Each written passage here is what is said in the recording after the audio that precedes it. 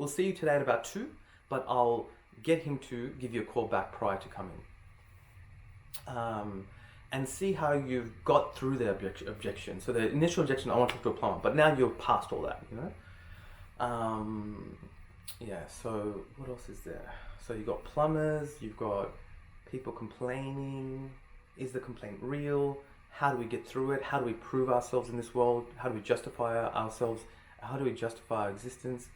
I guess, it's not a bad thing, like where, any society, if you were in a tribe of humans and another human came, you have to filter the process to let them into your tribe. You have to, what do you do? What can you add? What are you all about? Are you going to do this? Are you going to do this? You're filtering them. It's the same thing as when you get a job, when you do anything, when you go into a relationship, you're filtering people.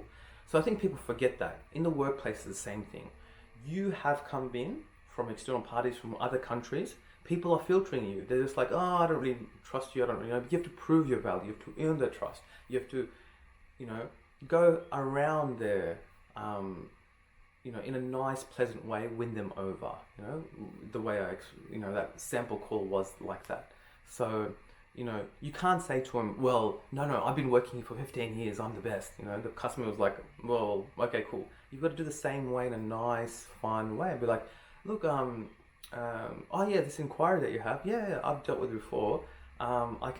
These are the steps I'll take to fix it. This is the result I can get for you. And the customer's like, oh, okay, well, that sounds pretty good. I'm willing to talk to you. Even though my first interaction with you, I don't trust you because you're this, you're that, blah, blah, blah. So any excuse you have, whether you're a foreigner, whether you're, not a tradie, whatever you had, throw them out. I mean? They're relevant, but you've got to work around it.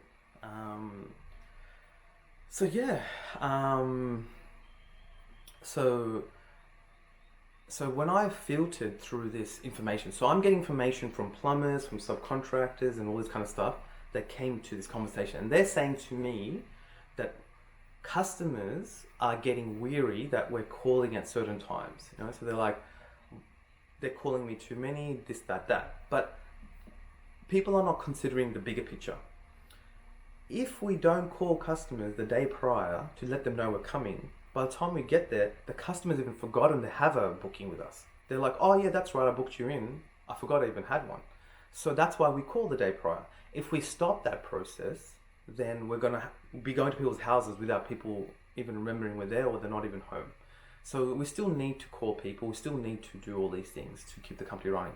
But how do we do it and still keep everyone happy? Which is calling at the right times. If I call a customer at 8 o'clock at night about a booking that's tomorrow, I'll be like, hey, how's it going? So sorry about calling you so late.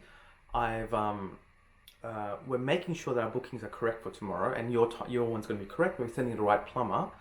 Your current booking's at 8 o'clock, but the plumber that specializes in what you do is not going to be there till 11 to 12. Is that going to work for you?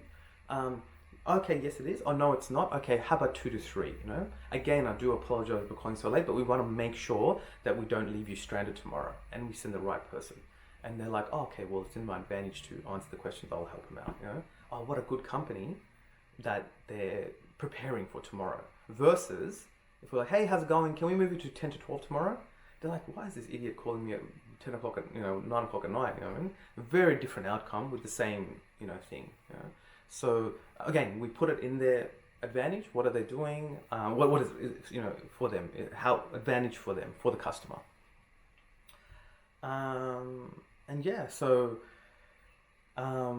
Okay, so back to the problem. So people have made a complaint that we're calling quotes at the wrong time, calling customers at the wrong time, blah, blah, blah.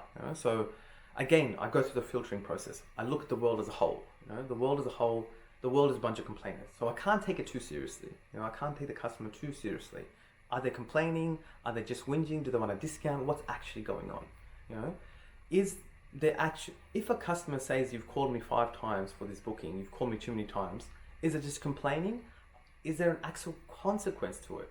There probably is no consequence to it. They're just complaining. They're still going to sign up with us. They're still going to do the work with us. But either way, let's get their mentality on side. How do we win them over mentally? The way we talk to them, the right times to call, subtleties, you know, maybe an animation sent to make them feel better about everything and the emergencies, adding a little storyline to it. Like, I'm so sorry to call this late. We've been trying to call you for a follow-up quote during the day and we can't get in contact with you. I presume you're at work. Do you mind if I talk to you about it now? I know it's about 8 o'clock tonight, but can I talk to you about it now and see if you're happy with it? Just a little sentence like that, they'll sort out everything. And yeah, so as I filter the information, so I'm like, okay, we've got a society of people where a lot of people are going to complain. We've got plumbers and subbies that are looking at it, but they're not looking at the big picture of the company. They're looking at it from their perspective. They've got a complaining customer. And then I'm looking at it from, you know, what are the actual consequences of the company? And so I'm filtering through the decisions and trying to filter and process and go, okay, what do we do about this that makes sense? And the only thing I can do is when you, as a person in customer service or debt collection or whatever, just have a quick read of the notes. You know, not the whole thing, just open up the chat and go, okay, what are the last 2 conversations that are there? And it might say something like, call the client 3 times, call the client last night, have not called, can't get through to the client, and just go, okay, well, what makes sense, you know, to do here?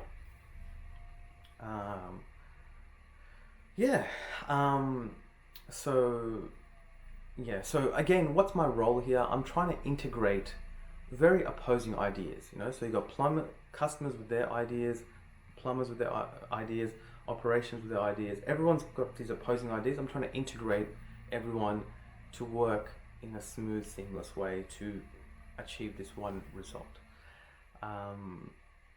Okay, so I hope that makes sense. If there are any questions and stuff like that, ask me on the chat systems, or, you know, and then I can maybe, this video hasn't made much sense. It only makes sense in my mind. So if you ask me questions, then I can say, well, I didn't explain it properly.